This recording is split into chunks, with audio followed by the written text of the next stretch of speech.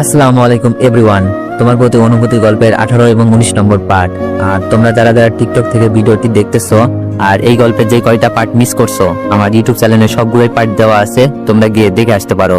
তো চলো বেশি কথা না কইয়া গল্প শুরু করা যাক। আম্মু আমার মাথায় হাত দিয়ে আদর করছে আর অপলক চাহনিতে তাকিয়ে আছে আর চোখ দিয়ে পানি বের হচ্ছে। বাস ছেড়ে দিল, আম্মু চলে গেল। অবশেষে আম্মু আমাকে বিশ্বাস করলো, আদর করলো। মনে হলো আরো কয়েক বছর বাঁচার অনুপ্রেরণা পেলাম। ঢাকায় রিমিদের বাসায় যেতে রাত তখন 1টা। বেল বাজিয়ে বাসায় প্রবেশ করলাম। আঙ্কেল আন্টি আর রিমি জেগে আছে। কতটা ভালোবাসে লোকগুলো আমাকে। আঙ্কেল আন্টিকে না বলে কেন গেলাম আর ওইখানে ঘটে যাওয়া সবকিছুই জানতে চাইলো। আমিও সবকিছুই বললাম। আঙ্কেল আন্টি শুনে বলল, পরের বার যখন বাসায় যাব প্রমাণ হাতে করে যেন নিয়ে যাই। আম্মুর সাথে মাঝে মাঝে কথা হয়। আব্বু এখন প্রায় সুস্থ। এদিক দিয়ে আমাদের পরীক্ষার রেজাল্ট বের হওয়ার চিন্তা। আজ দুপুর 12টায় রেজাল্ট পাবলিশ হবে। চাচাতো বোন মিথিলাও পরীক্ষা দিয়েছে। দোয়া করি ভালো রেজাল্ট করুক। সময় হয়ে গেছে, মোবাইল হাতে নিয়ে রেজাল্ট দেখার চেষ্টা। অবশেষে রেজাল্ট পেলাম। আলহামদুলিল্লাহ, অনেক ভালো রেজাল্ট করেছি। রিমি আশাও ভালো রেজাল্ট করেছে। আম্মুকে সাথে সাথে ফোন দিলাম। হ্যালো আম্মু। আমি খুশি মনে বললাম, হ্যালো আম্মু, কেমন আছো? আম্মু বলল, ভালো, তুই কেমন আছিস? রেজাল্ট কেমন হলো তোর? আমি আনন্দের সাথে বললাম, আলহামদুলিল্লাহ আম্মু, অনেক ভালো রেজাল্ট করেছি, জিপিএ 5 পেয়েছি। আম্মু বলল, আলহামদুলিল্লাহ। আম্মু, মিথিলার রেজাল্ট কি? খুব জানতে ইচ্ছা করছিল। মিথিলা আমার থেকেও অনেক ভালো ছাত্রী, হয়তো জিপিএ 5 পেয়েছে। আম্মু বলল, তুই ওই মেয়ের রেজাল্ট জেনে কি করবি, যে মেয়েটা তোর জীবনটা খেলার পুতুল বানিয়ে দিয়েছে। বুঝেছি, আম্মু এখন আর মিথিলাকে ভালোবাসে না, হয়তো দুই চোখে দেখতেই পারে না।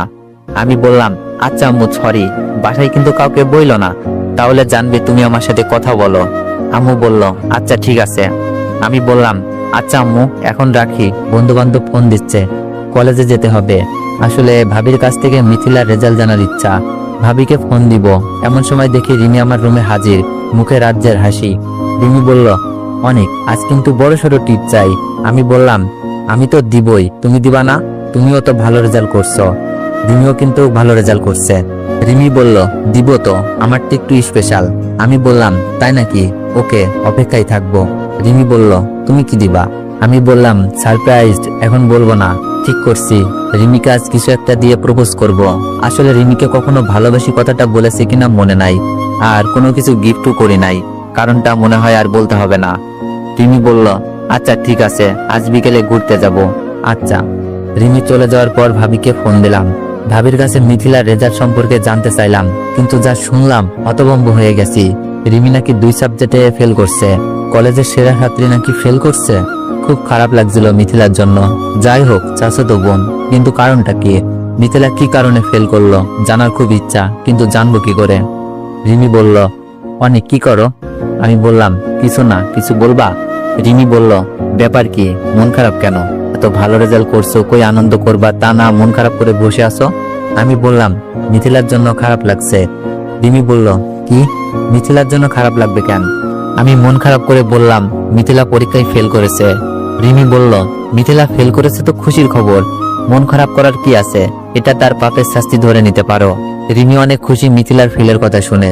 আমি চিন্তার ভাব নিয়ে বললাম, মিথিলা আমাদের স্কুল কলেজের সবচেয়ে ভালো ছাত্রী ছিল, কি এমন হলো যে 2 বিষয়ে ফেল করলো? রিমি বলল, অভিশাপ লাগছে মিথিলার উপর, তাই ফেল করেছে। আমি বললাম, আমার মনে হয় অন্য কোনো কারণ আছে। রিমি বলল, আর কি কারণ থাকতে পারে? আর যে তোমার জীবন নষ্ট করতে চেয়েছে তাকে নিয়ে এত ভাবার কি আছে, বুঝছি না। আমি বললাম, চাচাতো বোন তো, মিথিলা ওই বিষয়টা ছাড়া আর কোনো বাজে কাজ দেখি নাই, তাই এখনো মিথিলার প্রতি মায়া থেকে গেছে। কারণ আমি তো মিথিলার ভালোর জন্যই কাউকে কিছু না বলে বাসা ছেড়ে চলে এসেছি, যাতে তার ভালো হয়। তাহলে এখন খারাপ কেন হবে? রিমি কিছুটা রাগ নিয়ে বলল, ও বুঝছি, বেশি ভালো সাজা হচ্ছে। শুনো, বেশি ভালো না। আমি বললাম, জানি না এটা ভালো সাজা কিনা, তবে আমি মনে করি প্রতিটি মানুষই ভুল থেকে শিক্ষা নেয়, আর মিথিলা হয়তো সেই শিক্ষা নিয়েছে, কিন্তু ভয়ে মুখ খুলে বলতে পারছে না। অনেক এমন করে নাই, কারণটা ভিন্ন ছিল। রিমি বলল, তুমি তো বেশি বোঝো, কোনো কিছু হয়ে যাওয়ার আগেই বলে ফেলো। মিথিলা এমন কিছুই ভাবছে না। মিথিলার প্ল্যান ছিল তোমাকে বাসা থেকে বের করে দিবে আর দুলাভাইয়ের সাথে মজা করবে। আমি বললাম, এটাও হতে পারে, কিন্তু এখন আমি মিথিলার ভালো চাই। আমি তো ভালো আছি, শুধু পরিবার ছেড়ে আছি। মিথিলা না হয় পরিবার নিয়ে ভালো থাকুক। রিমি বলল, তোমার কথা আমি বুঝি না, এত ভালো মানুষ ভালো না, জীবন অনেক কঠিন। আমি বললাম, ভালো মানুষ আর কই হতে পারলাম, ভাবিকে জানিয়ে দিয়েছি, সুমি আপু জেনে গেছে, আম্মু এখন জানে, আর তোমাদেরও তো সবই বললাম। যদি আমি ভালো মানুষই হতাম তাহলে হয়তো কাউকেই বলতাম না। রিমি বলল, হয়েছে, আমার কাছে যদি তোমার নির্দোষ প্রমাণ করার কিছু একটা থাকতো আজই তোমার বাসায় গিয়ে সবকিছু ফাঁস করে দিতাম। রিমি দেখছে অনেক রেগে গেছে। আমি বললাম, আচ্ছা বাদ দাও, আজ কোথাও যেন যাবে বলছিলা, দুপুরে বলছিল কোথাও ঘুরতে যাবে আর স্পেশাল কিছু একটা গিফট করবে। রিমি বলল, আজ আর যাবো না, মুড অফ হয়ে গেছে, মিথিলার নাম শুনলেই গা জ্বলে। রিমি তো দেখছে অনেক রাগ করে আছে। আমি বললাম, আরে বাদ দাও, চলো, আসা যাবে না? রিমি বলল, আর কোনোদিন ওই মেয়েকে নিয়ে ভাববে না। আমি বললাম, আচ্ছা চলো। রিমির কথায় মাথা নাড়ালেও মন যে ভাবতে বাধ্য করে। রিমি বলল, মনে থাকে জানো, আমি রিমি রাস্তায় বেরিয়ে হাঁটছি, আশাকে তার বাসা থেকে নিয়ে নিব। আমরা আসলে একটা ছোটখাটো পার্টির আয়োজন করছি রেজাল্ট পাওয়ার খুশিতে। কলেজে আরো কয়েকজন বন্ধু মিলে এই আয়োজন করেছি। আশা, আমি, রিমি হেঁটে যাচ্ছি। আমি বললাম, রিমি একটু দাঁড়াও, আমি আসছি। রিমি বলল, কোথায় যাবা? আমি বললাম, 2 মিনিট লাগবে, যাবো আর আসবো বলে চলে আসলাম ফুলের দোকানে। একগুচ্ছ ফুল আর 3টা ললিপপ নিয়ে রিমির সামনে। রিমি বলল, কই গেছিলা, হাত পিছনে কেন? আমি বললাম, আশা একটু ওই পাশে যাবে। রিমি বলল, আশা কেন যাবে, কি সমস্যা? আশাকে ইশারা করে বুঝালাম, আশা প্লিজ। আশা চলে গেল। রিমি বলল, মানে কি, কিছুই বুঝলাম না তো। ফিল্মি স্টাইলে বললাম, রিমি আই লাভ ইউ, তুমি কি আমাকে বিয়ে করবে? রিমি আনন্দে বলল, ওয়াও অনেক, তুমি আজ প্রথম বলছো তুমি আমাকে ভালোবাসো, বিয়ে করতে চাও। আমি অনেক খুশি, আমার মতো হয়তো আজ কেউ খুশি হতে পারে না। আমি বললাম, হয়েছে? রিমি অবাক হয়ে বলল, মানে কি হয়েছে? আমি বললাম, বলতাছি প্রপোজ করাটা কি ঠিকঠাক হয়েছে? রিমি বলল, আরে দুষ্টু, হয়েছে, আর আমি তোমাকে নিজের থেকেও ভালোবাসি, আর তুমি চাইলে আজই বিয়ে করে নিতে চাই। আমি বললাম, কিরে আশা, চলে এলি কেন? আশা বলল, তোরা এখানে প্রেম কর আর আমাকে কুত্তায় কামড়াক। আমি বললাম, কামড়াবে কেন, দেখছে তুই একা আছিস তাই হয়তো প্রেম করতে আইছে। আমার কথা শুনে রিমি হেসে দিছে আর আশা রেগে ফায়ার। আশা বলল, ভালো হবে না অনেক? আচ্ছা রিমিকে তো ফুল দিলা, আমার জন্য কি আনছো? ললিপপটা এগিয়ে দিয়ে বললাম, এটা তোর জন্য। আশা বলল, ওই আমি কি বাচ্চা নাকি? আমি বললাম, 3টা আনছি, চলো আজ সবাই বাচ্চা হয়ে যাই। রিমিকে দিয়ে আমি একটা নিয়ে খেতে শুরু করলাম। রিমি বলল, আচ্ছা অনেক, তুমি তো আমাকে সারপ্রাইজ দিলা, এখন তো আমার স্পেশাল কিছু একটা দেওয়ার কথা। রিমি রাস্তায় কি দিতে চাই স্পেশাল? আমি কাপা গলায় বললাম, কি দিবা? রিমি বলল, আশা যা তো। রিমির মতিগতি ভালো না। আশা বলল, না আমি যাব না, কুত্তাই কামড়াবে। রিমি বলল, আচ্ছা তাহলে ওইদিকে ফির। আমি বললাম, ও কেন ওইদিকে ফিরবে?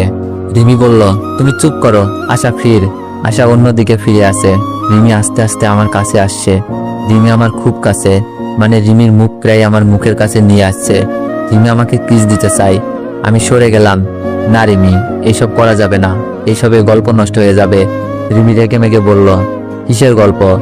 আমি বললাম, কিছু না, এইসব বিয়ের আগে ঠিক না, আর আমি লুতুপুতু প্রেম করতে চাই না।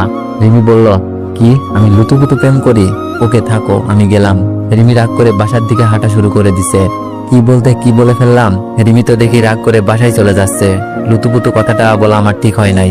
আমি দৌড়ে গিয়ে রিমির হাত ধরলাম। রিমি দেখি কান্না করছে। আমার হাতটা ছাড়িয়ে নিল। মাথা নিচু করে বললাম, রিমি সরি, আমি আসলে এভাবে বলতে চাইনি। রিমি রাগে অভিমানে কান্না করছে আর বলছে, না ঠিকই তো বলেছ, আমি তো লুতুপুতু প্রেম করি।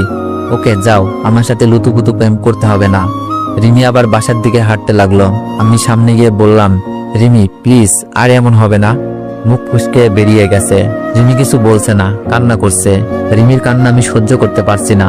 আসলে এই কথাটা রিমির সাথে যায় না, অনেক বেশি বলে ফেলেছি।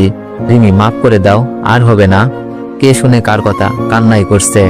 রিমির কান্না থামছে না দেখে রিমিকে জড়িয়ে নিলাম। প্রথমে ছাড়বার চেষ্টা করলেও শক্তিতে হেরে যাই।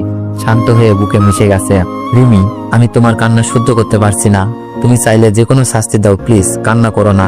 আর আমি বলছি তো, আমার ভুল হয়ে গেছে। জড়িয়ে রেখে রিমিও আমাকে শক্ত করে জড়িয়ে আছে। রিমি কেঁদে কেঁদে বলছে, অনেক, আমিও তোমাকে অনেক বেশি ভালোবাসি। তোমার মুখে এমন কথা সহ্য করতে পারি না। আমি বললাম, প্রমিস, আর বলবো না। কিরে, তোদের সিনেমা শেষ হয়েছে? রাহুল, ইভা ওরা তো ফোন দিয়েই যাচ্ছে, দেরি হচ্ছে কেন? আসার কথা শুনে লজ্জায় রিমিকে ছেড়ে দিলাম।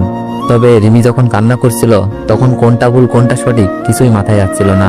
তখন মাথায় ছিল রিমির কান্না থামাতে হবে। কারণ রিমির কান্না আমার বুকে ছুরি বসছে। হয়তো এটাই ভালোবাসার ম্যাজিক। রিমি তার চোখ মুছে বলল, চল। তারপর পাটি টাটি করে বাসায় চলে আসলাম। এসে শুয়ে শুয়ে মোবাইল টিপছি। ভাবছি রেজাল্ট নিয়ে একটা স্ট্যাটাস দিই। স্ট্যাটাসের মাঝে অনেক কংগ্রেস জানাচ্ছে। হঠাৎই একটা মেয়ের আইডি থেকে মেসেজ আসলো। মেসেজ ওপেন করে দেখি, ভালো রেজাল্টের জন্য শুভেচ্ছা। মেয়েটার প্রোফাইল পিক দেখে পরিচিত মনে হচ্ছে।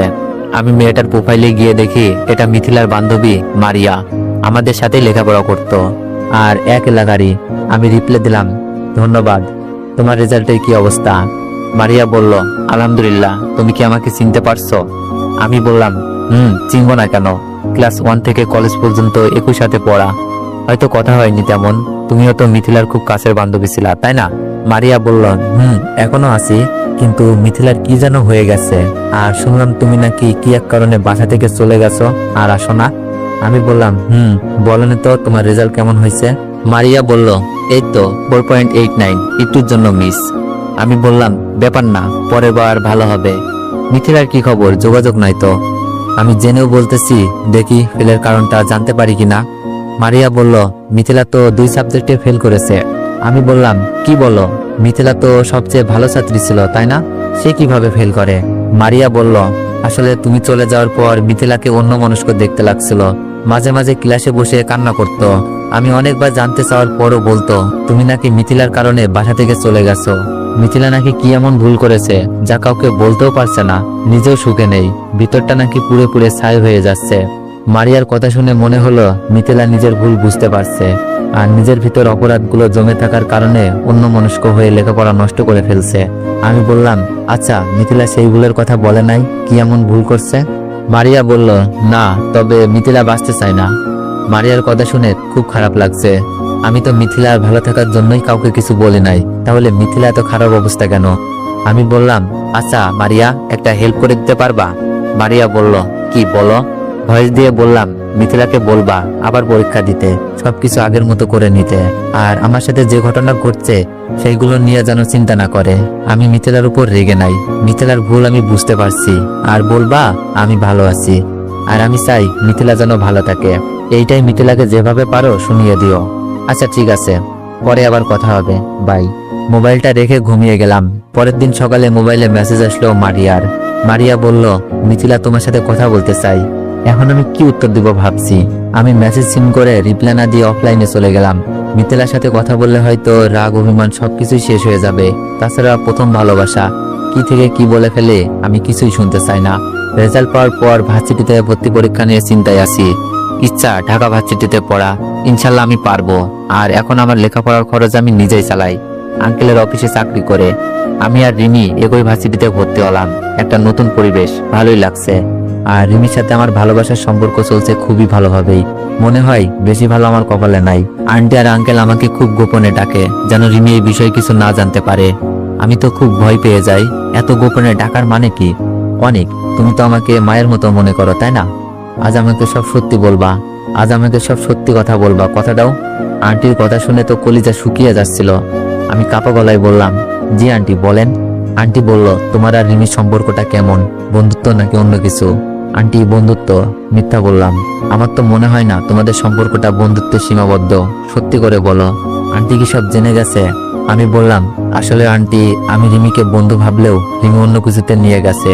রিমির বিভিন্ন পাগলামি আমাকে বাধ্য করেছে রিমির কথায় সাড়া দেওয়াই। আমার বুক কাঁপছে। আঙ্কেল বলল, তুমি জানো তো রিমির বিয়ে ঠিক করা আছে হৃদয়ের সাথে? জি আঙ্কেল। আঙ্কেল বলল, তাহলে রিমির পাগলামিতে কেন সাড়া দিলা? আমি বললাম, আঙ্কেল আপনি তো জানেন রিমি কেমন পাগলামি করে। আর আমি রিমিকে আগেও বলেছি, এখনো বলি, আপনাদের কথার বাইরে আমি কিছুই করতে পারবো না। আর আমি জানি এই সম্পর্ক মেনে নিবেন না, কারণ কোনো বাবা মাই তার মেয়েকে এরকম ছেলের সাথে বিয়ে দিবে না। আমি কথা বলছি আর বুকের ভিতর কেমন যেন ব্যথা লাগছে, কারণ আমিও তো রিমিকে অনেক ভালোবাসি। আঙ্কেল বলল, সবকিছু ঠিক আছে, মেয়েটা আমার একটু বেশি পাগলামি করে। তোমরা ছোট মানুষ, না বুঝে ভুল করতে পারো, কিন্তু মেয়েটার তো একটা ভালো ভবিষ্যৎ দরকার। আমি বললাম, জি আঙ্কেল, এখন আমার কি করা উচিত? আঙ্কেল বলল, এখন যদি আমি বলি তুমি রিমিকে ভুলে যাও, অবহেলা করো, তাহলে রিমি উল্টাপাল্টা কিছু করে ফেলতে পারে। আর এদিক দিয়ে হৃদয়ের সাথে রিমির বিয়ে দিব কথা দিয়ে রেখেছি। তুমিও লেখাপড়া করো, নিজের বাসা থেকে মিথ্যা প্রবাদ নিয়ে আসছো। জি আঙ্কেল, আপনারা যেভাবে বলবেন সেভাবেই করব। বলেন তো রিমিকেও ভুলে যাব। কারণ আপনাদের ভালোবাসার কাছে রিমির ভালোবাসা কিছুই না। হৃদয় ভাইয়া তো আশাকে ভালোবাসেই, এখন ইমোশন দিয়ে আঙ্কেল আন্টিকে মানিয়ে নিতে পারলেই হয়। আন্টি বলল, আচ্ছা তুমি কি চাও বলো। আমি বললাম, আন্টি আমি রিমিকে ভালোবাসি ঠিকই, কিন্তু আমি চাই রিমি ভালো থাকুক। যদি অন্য কোথাও রিমি ভালো থাকে আমি তাতেই খুশি। কারণ আমি হয়তো ভালোবাসা দিতে পারবো, কিন্তু থাকার জন্য ঘর দিতে পারবো না, কারণ আমি তো আপনাদের বাসায় থাকি। খাবার জন্য খাবারই বা দিব কোথা থেকে। আন্টি আপনারা যা ভালো মনে করেন তাই করতে পারেন, তবে রিমির পাগলামির জন্য কিছু একটা ভেবে রাখবেন। আঙ্কেল বলল, শোনো অনেক, তুমি একটা ভালো ছেলে, সবকিছুই এত সহজে বলছো, আর তোমার সবকিছুই রিমির ভালোর জন্যই করছো। তাই রিমিকে ভালোবাসা অপরাধ বলবো না, কারণ ভালোবাসার মানেটা আমি বুঝি। আমিও ভালোবেসে বিয়ে করেছি, কিন্তু বাবা হিসেবে আমার দায়িত্ব মেয়েকে ভালো একটা প্রতিষ্ঠিত ছেলের কাছে বিয়ে দেওয়া, আর আমি কোথাও দিয়ে রাখছি। তাই তোমাকে অনুরোধ করে বলছি, রিমিকে যেভাবে পারো বুঝিও যে রিমির সাথে তোমার চাই না। জি আঙ্কেল, খুব কষ্ট হচ্ছিল, আমার মতো ছেলের জোর করে কিছু বলার ক্ষমতাও নেই। আর আঙ্কেল আন্টি তাদের দিক দিয়ে 100% সঠিক, আমি ভুলছিলাম, বামন হয়ে চাঁদে হাত দিছিলাম। আন্টি বলল, আচ্ছা কিন্তু রিমিকে বলবা না, এই নিয়ে আমাদের কথা হয়েছে, আর বুঝিয়ে বইল, নয়তো রিমি হয়তো নিজেকে কন্ট্রোল করতে পারবে না। আমি বললাম, আচ্ছা। আঙ্কেল আন্টি চলে গেল। অন্য কেউ হলে হয়তো এতক্ষণে বাসা থেকে বের করে দিত, কারণ আমাকে রাস্তা থেকে ঘরে তুলে যখন শুনবে তার মেয়ের সাথে প্রেম, হয়তো কোনো বাবা মা তা মেনে নিতে পারবে না। তারপরেও আঙ্কেল আন্টি আমাকে ভুল না বুঝে রিমিকে বুঝিয়ে বলতে বলছে। আর যদি আঙ্কেল আন্টি রেগে গিয়ে বাসা থেকে বের করে দিত, আমার লেখাপড়া সবকিছুই শেষ হয়ে যেত, আর থাকতামই বা কই, আর আঙ্কেলের অফিসের চাকরিটাও চলে যেত। আঙ্কেল যদি এতটুকু স্যাক্রিফাইস করতে পারে, আমি কেন রিমিকে ভুলে যেতে পারবো না। যদিও কথায় আছে, ভালোবাসা ধনী গরিব বড় ছোট দেখে না, তারপরেও আমি বলি বাস্তবতা অনেক কঠিন। আঙ্কেল আন্টি চলে যাওয়ার পর নিজেকে কন্ট্রোল রেখে ভালোভাবে ভেবে দেখলাম, রিমিকে বুঝিয়ে না বলে দেওয়াটাই সঠিক। রিমির সাথে আগের মতো মিশি না, রিমিকে বোঝাতেও পারছি না, যদি রিমি সহ্য করতে না পারে। রিমি বলল, অনেক তোমার কি হয়েছে, আমাকে এড়িয়ে চলো কেন? রিমির কথা শুনে বুকে একটা ধাক্কা লাগলো। আমি মোবাইল টিপসার উত্তর দিলাম, কিছু না। রিমি কান্না মাখা কণ্ঠে বলল, মোবাইল রাখো, আমার দিকে তাকিয়ে বলো, আমি কিন্তু তোমার অবহেলা সহ্য করতে পারছি না। তোমার কি হয়েছে আমাকে বলো প্লিজ। বুঝলাম না কান্নাকাটির এমন কি হলো, আমার এইসব কান্নাকাটি পছন্দ না, নেকামি। আমি নিজেকে কন্ট্রোল রেখে নিজেকে ছাড়িয়ে নেওয়ার চেষ্টা করছি। রিমি বলল, এভাবে কেন বলছো অনেক, আমার কান্না তোমার কাছে নেকা কান্না মনে হয়? আমি বললাম, তা নয়তো কি, দেখছো মোবাইল নিয়ে বিজি, তুমি এসে কান্নাকাটি শুরু করে দিছো। রিমি বলল, আমার থেকেও মোবাইলটা বেশি হয়ে গেল, দেখি মোবাইলে কি করছো। রিমি আমার মোবাইলটা হাতে নিতে চাইলো, আমি হাতে দিই নাই, তাই রিমি কান্না করছে। রিমির কান্না দেখে আমার ভিতরটা পুড়ে যাচ্ছে। রিমি এগুলো কি, পার্সোনাল লাইফ বলে তো একটা কথা আছে। আমি মিথ্যা অভিনয় করছি। রিমি কেঁদে কেঁদে বলল, কি আমার কাছেও তোমার পার্সোনাল লাইফ আছে? তুমি জানো আমার কাছে তুমি আমার পার্সোনাল লাইফ? এইসব ফিল্মি ডায়লগ বন্ধ করো, অসহ্য লাগে। বলেই রুম থেকে বেরিয়ে আসি। আসার সময় আন্টিকে দরজার বাইরে দেখলাম। জানি না রিমি এখন কি করছে, রিমি কি এগুলো নিতে পারবে জানি না। আমার যে কিছু করার নাই, রাত 8টায় রাস্তায় বেরিয়ে পড়ি। আন্টি আমার চোখের পানি দেখেছিল, আঙ্কেলও গেটের সামনে চোখ মুছতে দেখেছিল। হয়তো রিমি কান্না করছে, আন্টি অভিনয় করে জানতে চাইছে কেন কান্না করছে রিমি। রিমি কি বলবে না বলবে না? আঙ্কেল বাসায় গিয়ে দেখবে হয়তো রিমি কান্না করছে। সবকিছুর কারণ জেনেও আঙ্কেল আন্টি কিছুই বলতে পারবে না, কারণ ওরা তো দায়িত্বে বাঁধা। হাঁটতে হাঁটতে চোখের জল নিয়ে চলে যাই মদের আড্ডাখানায়। মানুষগুলোর কাছে আমি একেবারেই নতুন, এখানে শুধু কষ্টে থাকা মানুষগুলোই আসে। আমি বলবো না কেউ যেন এখানে না আসে, কারণ আজ নিজের বিবেকের কাছেই প্রশ্নবিদ্ধ। সিগারেট আর মদ খেয়ে চলছি, এসব কখনো ছুঁয়েও দেখি নাই।